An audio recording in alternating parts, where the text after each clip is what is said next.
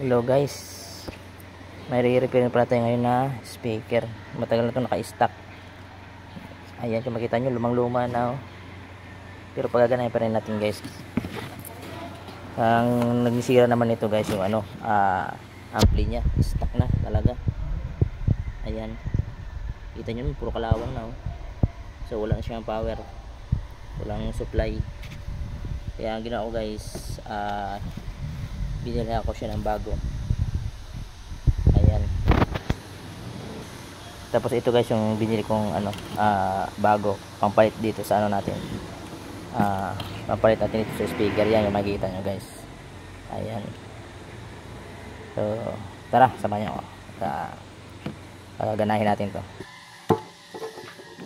Kailangan natin to guys, kailangan natin i-check muna, testing natin kung may power ba, baka mamaya wala. Ayan, bago natin isalpak doon sa speaker, check muna natin kung may power. Ayan, ayun, so gumagana siya, may power. Ayan, good. Ayan, ito na guys, makita nyo, ayan, nakasalpak na siya. So testing na lang natin.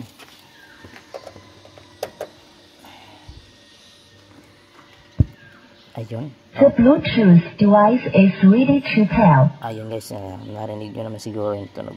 Ayan, so okay na siya, good.